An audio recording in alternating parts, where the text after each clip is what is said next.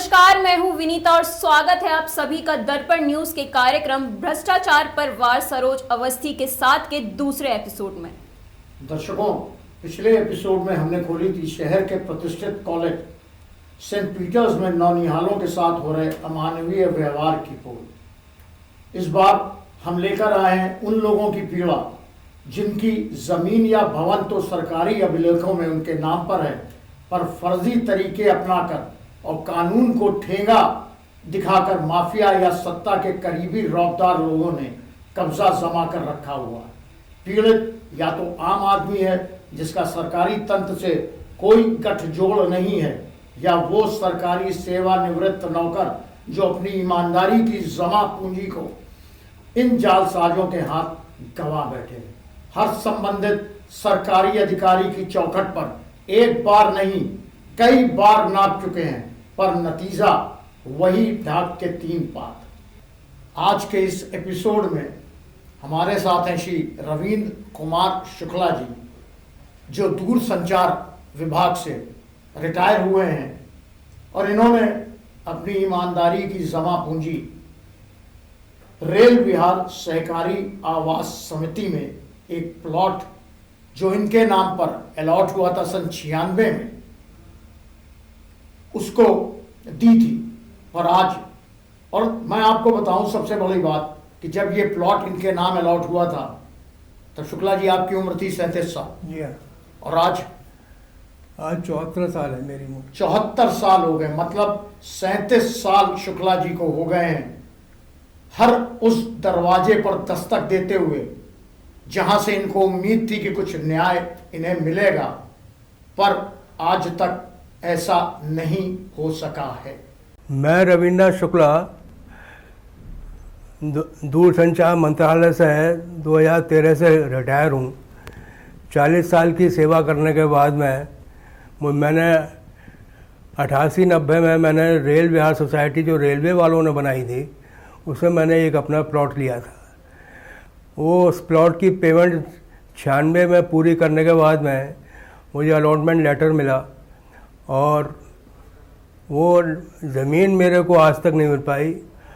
हम लोगों ने जो है उसके लिए लखनऊ जाके जो है लखनऊ कमिश्नर से जाके प्रार्थना करी। लखनऊ कमिश्नर ने जो है गाज़ियाबाद के यहाँ भेजा, गाज़ियाबाद से बात करी। उसके बाद में हमने डिप्टी कमिश्नर ऑफ पुलिस से जो है जहाँ 1 करोड़ से ऊपर की सुनवाई होती है वहाँ जाके बात करी, और लेकिन उसके बाद फिर डीएम गाज़ियाबाद से बात करी।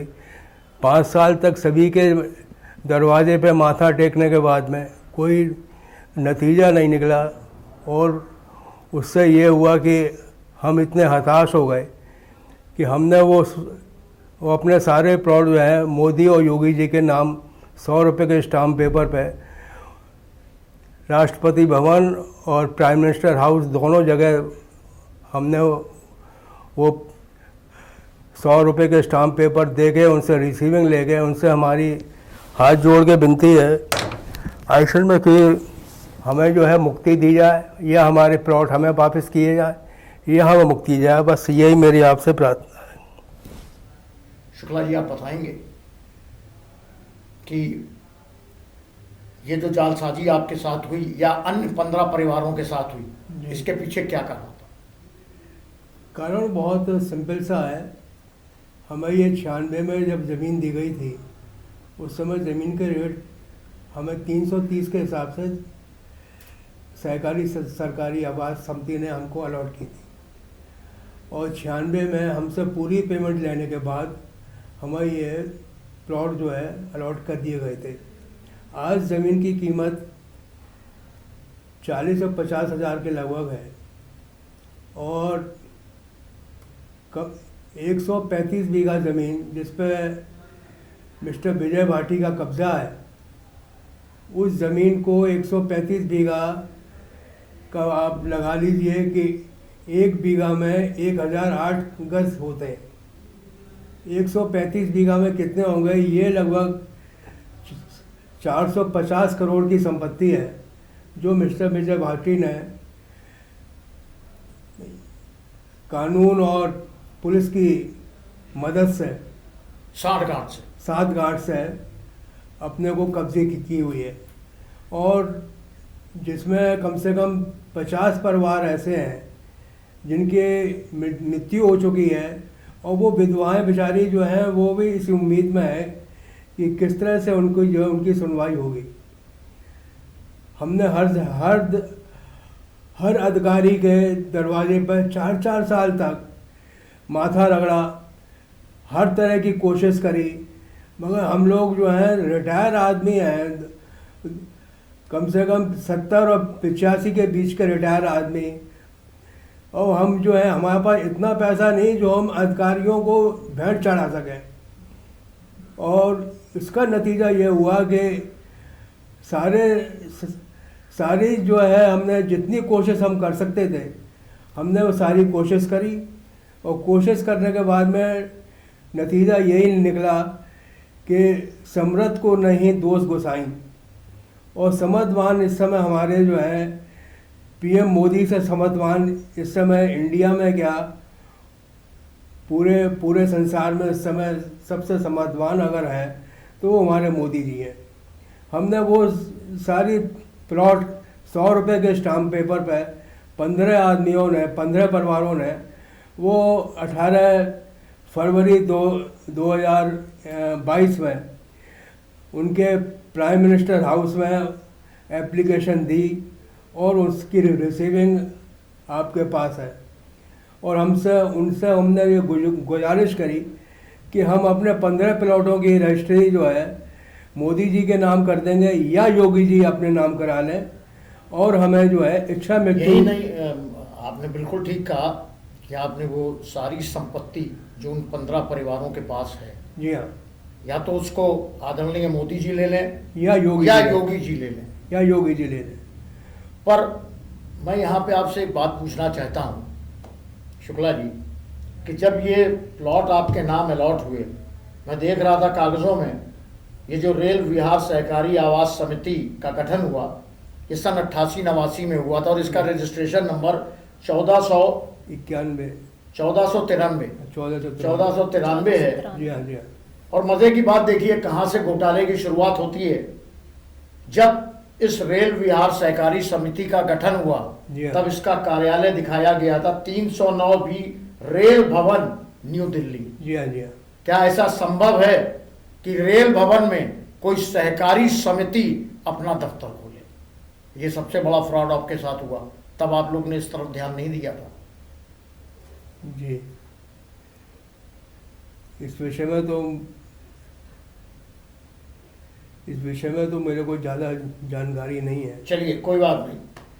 फिर सन 2001 में यही कार्यालय शिफ्ट हो जाता है 944 लक्ष्मी कॉम्प्लेक्स, नेहरू रोड, अर्जुन नगर, कोटला मुबारकपुर, न्यू दिल्ली।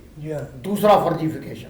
तीसरा फर्जीफिकेशन फिर देखिए, सन 2005 में फिर से ये कार्यालय 47/556 आर के आश्रम मार्ग, पंचकुला रोड चला जाता है।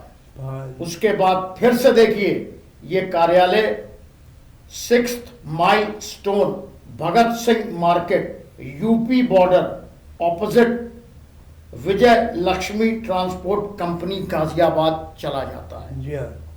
तो जब आपने ये जिनका नाम लिया विजय भाटी का, जी जी, इनसे आखिरी बार आपकी कहाँ मुलाकात हुई? इन कार्यालयों में? इन कार्यालयों में तो वो नहीं बैठते थे जी, उनके परिवार के लोग बैठते थे जी, उनका भतीजा बैठता था जी। ऐसे में 2009 में मैंने एक एप्लीकेशन दी विजय भाटी के दफ्तर में जी, कि मेरी जो है रजिस्ट्री कराई जाए। जी, वो एप्लीकेशन आपके इस फाइल में लगी हुई है। जी। लेकिन जो है मुझे ये बताया गया कि साहब उस पर जो है कुछ झगड़ा चल रहा। इसी टाइप का उनकी पूरी सोसाइटी में सभी प्लॉटों पे उन्होंने झगड़ा शो कर दिया, जबकि वो सारे कब्जे उन्हीं के लोगों के थे। जी। और उसके लिए हमने जो है कोशिश करी कि भाई ये किसी तरह से ये मामला सुलट है, तो वो ये चाहते थे कि जो हमने पैसा 96 में दिया है जी उसको वो जो है जो सरकारी उस ब्याज है जी वो लगा के हमको जो है वापस कर दी जाए। अच्छा मैं विजय भाटी जी से पूछना चाहता हूँ कि उनके बाप दादाओं ने कोई मकान बनाया होगा आज से 70-80 साल पहले, वो 70-80 साल अगर उन्होंने 5,000 में मकान बनाया है जी तो क्या वो 5,000 का 70-80 साल का ब्याज लेके मकान देने को तैयार है क्या? सर एक चीज बताइए, जब भी इस तरीके की सहकारी समितियों का गठन होता है तो इसकी एक एजीएम बुलाई जाती है हर साल, जिसमें व्यय और जो आमदनी हुई है उसका खर्चा दिया जाता है। बिल्कुल बिल्कुल।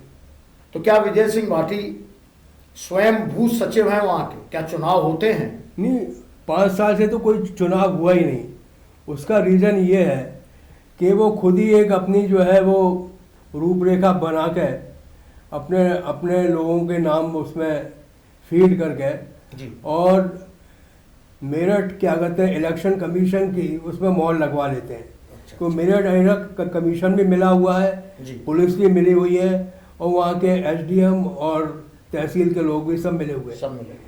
मिले इसलिए लिए है क्योंकि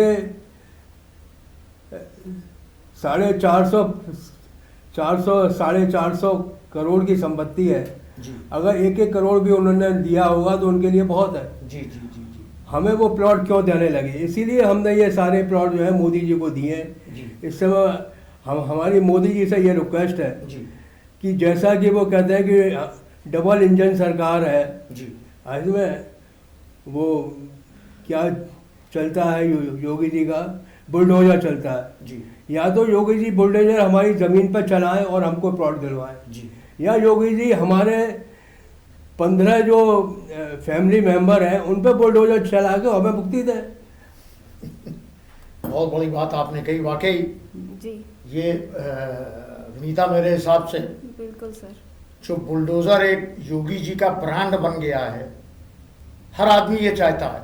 आम आदमी अगर उसे न्याय नहीं मिल रहा है तो वो यही चाहता है कि या तो योगी जी का बुलडोजर उन जमाखोरों पे, उन भूमाफियाओं की ज़मीन जो उन्होंने कब्जा कर रखी है उन पर चल जाए, और नहीं तो आपने अंत में देखा एक 75 साल का बुजुर्ग ये कह रहा है कि हम वो बुलडोजर योगी जी बहुत बड़ी हम बात पर है। चला दें। बहुत बड़ी बात है सर।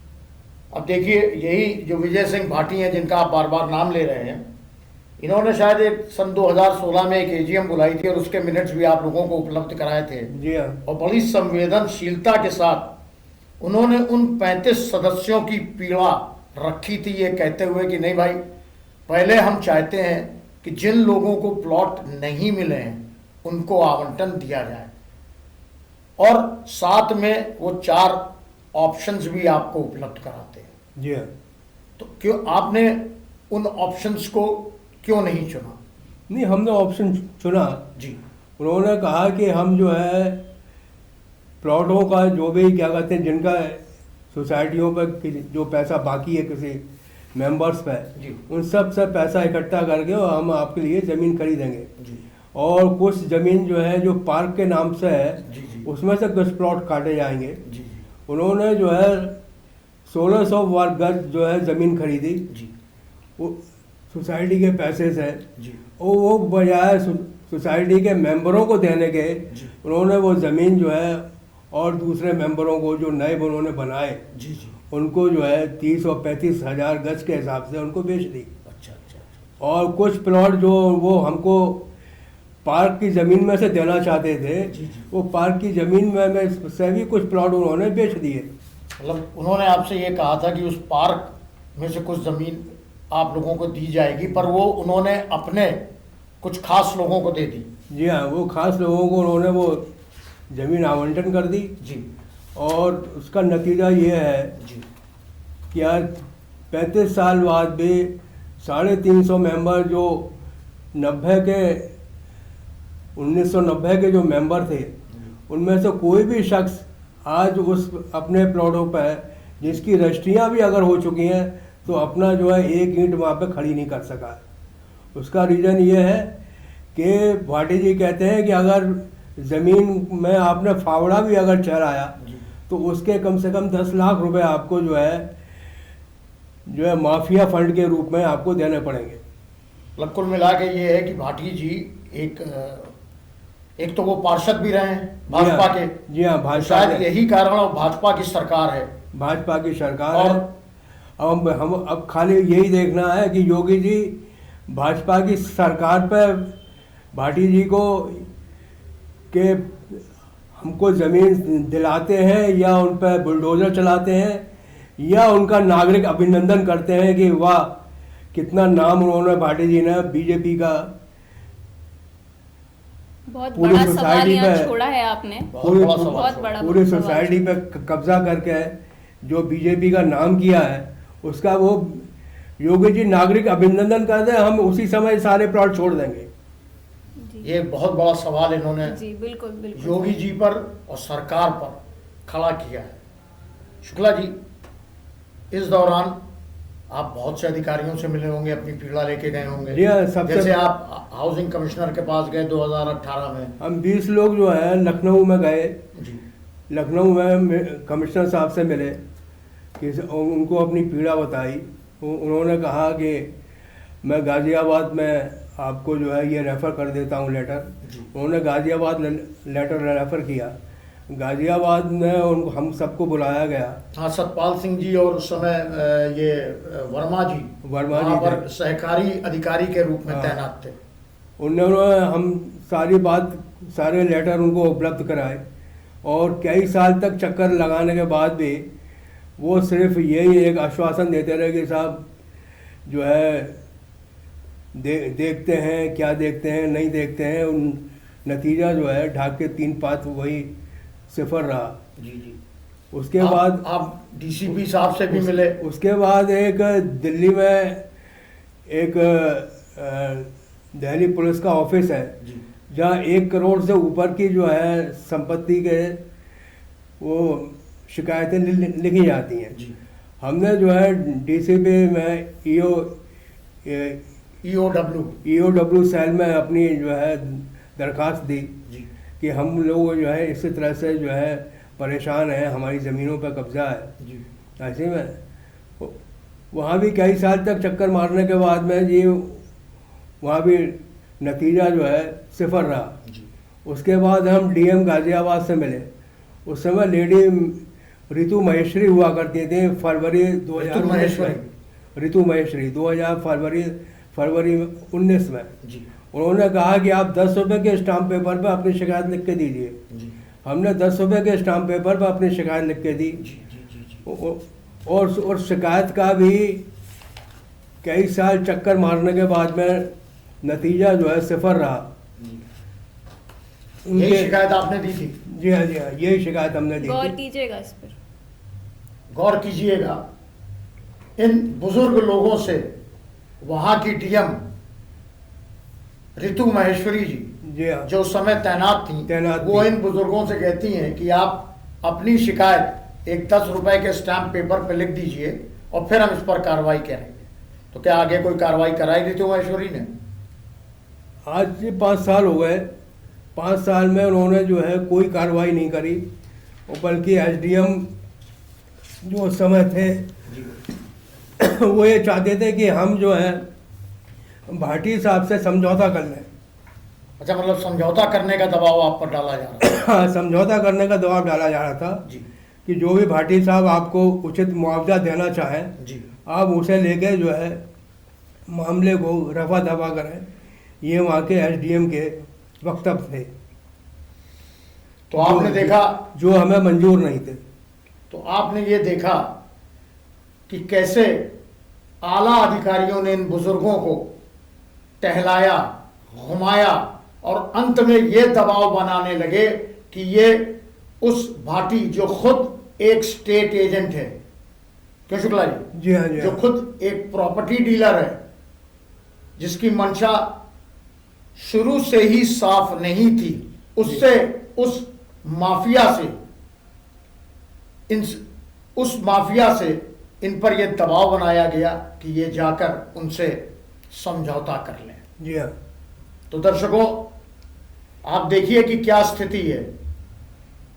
आज किस उम्मीद से ये हमारे पास आए हैं और इनकी जो पीड़ा है विनीता, बिल्कुल बिल्कुल सर, जो ये इच्छा मृत्यु जी की। सर मेरा आखिरी सवाल आपसे ये होगा, मैं जानना चाहती हूँ कि ऐसा क्या हुआ, इतना मजबूर आपको ऐसा क्या कर दिया, आपके साथ साथ 15 परिवारों पर भी ये सब बीता, तो ऐसा क्या हुआ कि आप इच्छा मृत्यु के लिए मजबूर हो गए, आपने इच्छा मृत्यु की मांग की?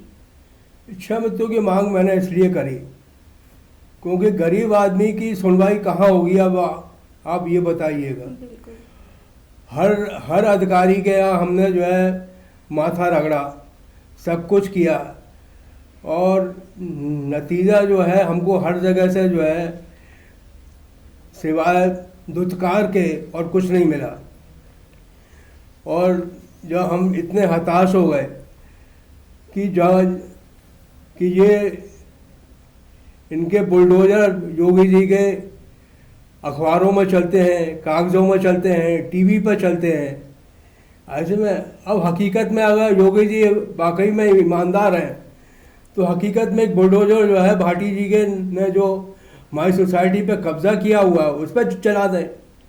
और अगर वो ये भी नहीं चाहते हैं तो हमारे 15 परिवारों को मुक्ति दें, हम प्लॉट अपने नाम लिखाएं और हमें मुक्ति दें। हमारी बस यही एक आखिरी दरखास्त है, या तो इसकी सीबीआई से इंक्वायरी करा दें या ईडी से इंक्वायरी करा दें अगर वो उचित समझते हैं तो योगी जी के लिए एक बहुत बड़ा सवाल छोड़ा है यहाँ पर, प्लीज़ इस पर गौर कीजिएगा सर। बहुत बहुत धन्यवाद शुक्ला जी। हम पूरा प्रयास करेंगे अपने माध्यम से कि आपको हम न्याय दिलवा सकें। बहुत बहुत शुक्रिया, धन्यवाद।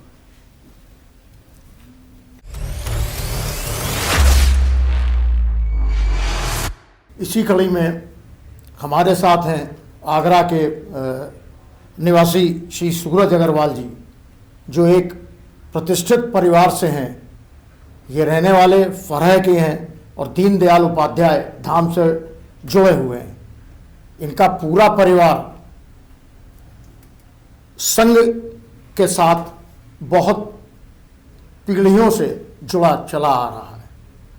सूरज जी की भी लगभग समस्या वही है जो राजेंद्र शुक्ला जी की थी, लेकिन ये भी अपनी समस्या को लेकर कोई ऐसा अधिकारी आगरा का नहीं बचा होगा जिनके पास इन्होंने जाके दस्तक नहीं दी होगी। पर आज लगातार स्वास्थ्य खराब होने के बाद भी इनका इलाज विगत 10 सालों से एम्स में चल रहा है और इन चीज़ों को देखते हुए भी आज तक इनके साथ न्याय नहीं हो सका है। सूरज जी बताएंगे क्या मामला है आपका? मेरी एक प्रॉपर्टी थी जो कि लक्ष्मी देवी के नाम थी जी। लक्ष्मी देवी ने ये property state bank of India employees association से खरीदी थी जी। उसके बावजूद में लक्ष्मी देवी के 2 पुत्र थे जी। अशोक भारद्वाज कर्नल थे जी। पूना में जी। कैलाश भारद्वाज थे इनके पास रहते थे जी। कैलाश भारद्वाज की डेथ हो गई थी जी। तो लक्ष्मी देवी ने 7/7/2002 में एक वसीयत अपने कैलाश चंद के लड़के के नाम कर दी जी। राज भारद्वाज के नाम। जी। उसी वसीयत के आधार पर लक्ष्मी देवी की डेथ हो गई थी 7/7/2002 के उपरांत राज भारद्वाज ने ये अपना मकान मंजू गुप्ता को 7/7/2002 में बेच दिया जी। उसके बाद में फिर मंजू गुप्ता से ये प्लॉट पहले मकान था, फिर अब ये प्लॉट करा के हमने खरीदा था जी। मेरी वाइफ के नाम सजनी अग्रवाल ने 2010 में खरीदा। अच्छा, आपने अपनी पत्नी के नाम से किया? जी जी जी। 2010 में खरीद के फिर इसका हमने मतलब सरकारी अभिलेखों में सब जगह आपकी पत्नी का नाम दर्ज है? दर्ज है मेरे अपने नगर निगम में मेरे फिर मैंने इसका नक्शा पास कराया एडीए से जी। नक्शा पास कराया 50 लाख रुपए हाउसिंग लोन लिया जी। उसके बाद में मकान प्रॉपर्टी बना के म्यूटेशन कराया नगर निगम में जी।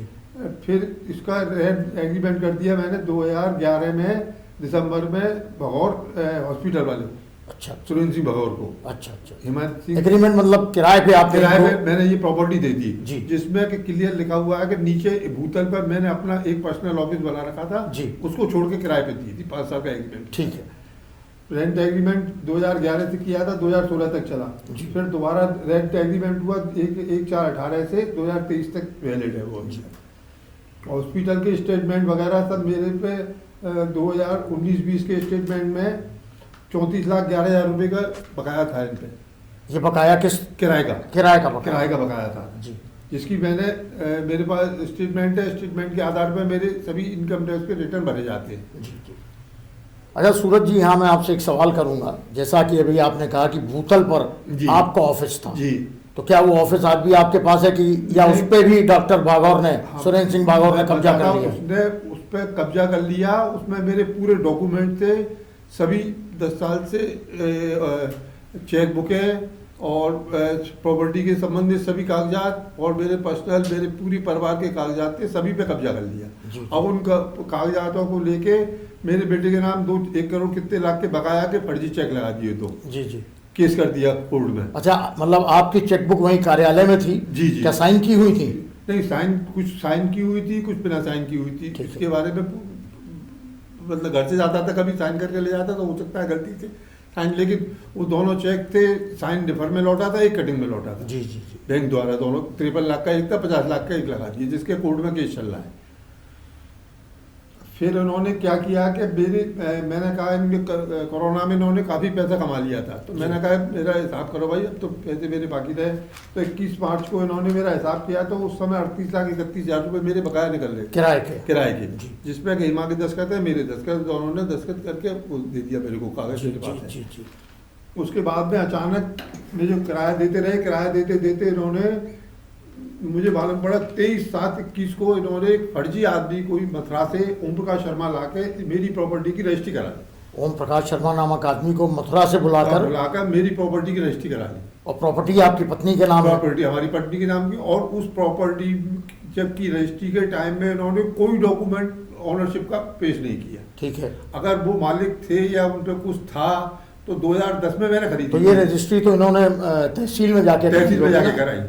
तो 2010 में जब कोई चीज के ये मालिक थे, मानो ओम प्रकाश शर्मा कोई थे, तो उनको तो आपको जब ये मालूम पड़ा कि इसने ये फर्जी बैनामा अपने नाम से कराया है, तो क्या आपने पुलिस में इसकी शिकायत की? मैंने पुलिस में भी गया, पुलिस में शिकायत की और एसएसपी को पत्र लिखा, और फिर मैं वहाँ गया, रजिस्ट्री ऑफिस गया, वहाँ पे 100 रुपये का स्टाम्प दे के वो लगाया, जिसमें लिखा था मैंने, उसमें क्या किया इसने कि फर्जी रजिस्ट्री वो लिख दी वसीयत, और उसकी तारीख डाल दी, डेट ऑफ डेथ लक्ष्मी देवी की 7/7/2007।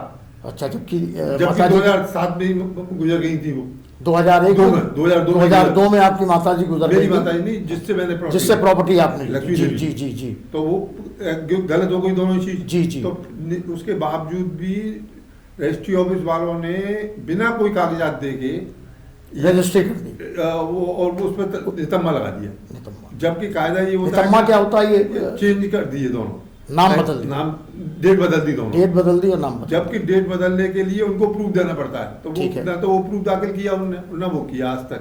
मतलब इस घोटाले की या इस भ्रष्टाचार की शुरुआत तहसील से शुरू हुई थी। उसके बाद आपने एफआईआर कराई। मैं डीएम साहब से भी मिला, डीएम साहब ने उसकी इंक्वायरी कराई, वो भी मेरे फेवर में थी, लेकिन उसके बावजूद भी कहीं कोई काम नहीं। फिर मैंने एक जिला अधिकारी जो इस समय प्रभु नारायण सिंह जी, उनसे मिला मैं, काफी अच्छी तरह उन्होंने व्यवहार किया मेरे से जी। फिर उन्होंने इंक्वायरी लिखी कि इसमें ये रजिस्ट्री कैसे हो गई, पहली बात तो, फिर रजिस्ट्री हो गई तो किस आधार पर रजिस्ट्री हुई ओनरशिप, और फिर उन्होंने ये लिखा, मेन पॉइंट ये पकड़ा कि ये नितम्मा लगा तो ये किस आधार पर लगाया जी। उसके बावजूद भी उन्होंने ये सारी जानकारियां किससे मांगी? ये मेरे से, पहले तो मेरे से मांगी उन्होंने, मैंने दी उनको, फिर उसके बाद उन्होंने एसीएम साहब से वो करवाई, एसीएम साहब से जांच करवाई, वो भी मेरे फेवर में थी। ठीक है। उसके बावजूद मैंने एफआईआर कराई जी, एफआईआर कराई किस थाने में? न्यू आगरा थाने में एफआईआर कराई जी।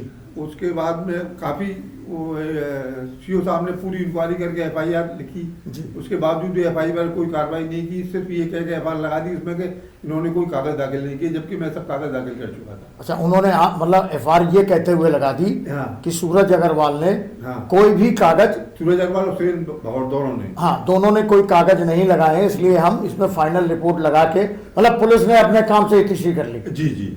उसके बाद फिर उसके बाद में मैंने फिर दोबारा प्रयत्न किया, तो फिर दोबारा एक एफआईआर कराई है जो अभी भी दिवागरा थाने में चल रही है। क्या उसमें ऑफिस के सब मेरे कागजात। वो एफआईआर आपने कब कराई थी? वो पहली वाली कराई थी मैंने। नहीं, पहली वाली नहीं, ये दोबारा आपने एफआईआर 22/1/2022 में। 2022 में, हाँ, जिसमें कि मेरे सारे ऑफिस के कागजात के बारे में लिखा है कि मेरे कागजातों को इन्होंने अपने कब्जे में करके और उनका दुरुपयोग करके उल्टे सीधे मेरे ऊपर मुकदमे दायर कर रहे हैं। उसके बावजूद भी फिर इसने एक फर्जी कोर्ट में मेरे खिलाफ 156(3) में डकैती का केस डाला, जो कि कोर्ट ने रिजेक्ट कर। उस पर कोर्ट ने कोई संज्ञान नहीं लिया, कोई संज्ञान नहीं, रिजेक्ट कर दिया उसे।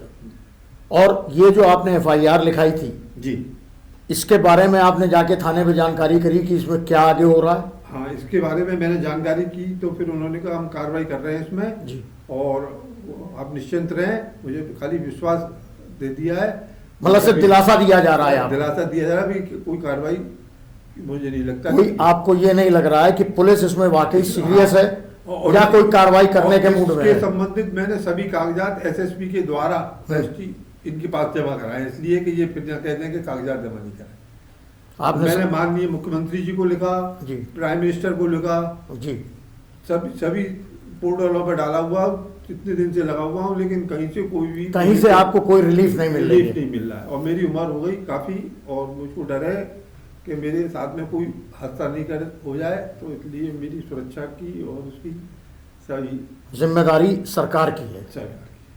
तो देखा आपने दर्शकों, एक तरफ रविंद्र कुमार शुक्ला जी की पीड़ा, जिनको 37 साल हो गए और आज तक उन्हें अपने प्लॉट पर कब्जा नहीं मिला, और दूसरी तरफ सूरज अग्रवाल जी, जिनकी खुद की कमाई, जिन्होंने खुद 50 लाख रुपया बैंक से लोन लिया उस प्लॉट पे बिल्डिंग बनवाने के लिए, बड़े विश्वास के साथ इन्होंने डॉक्टर सुरेंद्र सिंह भागौर को वहां पर नर्सिंग होम चलाने के लिए जगह दी, पर उसी सुरेंद्र सिंह भागौर ने जहां पे इनका कार्यालय था भूतल पर, उस पे तो कब्जा किया, उसके साथ 2 मंजिलें बगैर एडीए से पास कराए 2 मंजिलें और बढ़ा दी, और साथ ही जितना भी सेटबैक एरिया था उसको भी कवर कर लिया। आखिर ऐसा क्या है उस डॉक्टर सुरेंद्र भागौर के अंदर कि एक तरफ पीड़ित हैं सूरज अग्रवाल जी और दूसरी तरफ है डॉक्टर भागौर? क्यों नहीं सुना जा रहा इनको? ये डीएम के पास गए, डीएम साहब ने बाकायदा उसकी इंक्वायरी कराई, इंक्वायरी कराने के बाद एसीएम को दिया, एसीएम ने भी इनके फेवर में रिपोर्ट लगाई, लेकिन उसके बावजूद भी, जिला अधिकारी के रिपोर्ट के बावजूद भी आज सूरज अग्रवाल परेशान घूम रहे हैं। एसएसपी के पास ये गए, वहां से भी इनको आश्वासन ही दिया जा रहा है, आईजी के पास गए, वहां से भी इनको आश्वासन दिया जा रहा है, और थाने से भी इनको सिर्फ आए दिन जब ये जाते हैं कि क्या हुआ, सिर्फ दिलासा दिलासा और दिलासा। आखिर क्या है? एक तरफ प्रधान है, देश के प्रधान नरेंद्र मोदी, और प्रदेश के प्रधान आदरणीय योगी नाथ जी, मुख्यमंत्री। आपसे ये सवाल है, इन दोनों लोगों को देखते हुए, जो भाजपा से जुड़े हुए हैं, जो संघ से जुड़े हुए हैं, आज वही लोग परेशान है सबसे ज्यादा। कारण ये वो चढ़ावा नहीं चढ़ा सकते हैं जाके जो दूसरे लोग कर रहे हैं।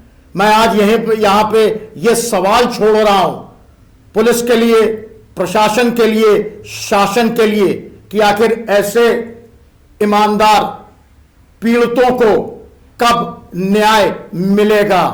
क्या मुख्यमंत्री इस केस के बारे में या इन दोनों केस के बारे में संबंधित अधिकारियों से कार्रवाई करने के लिए कहेंगे?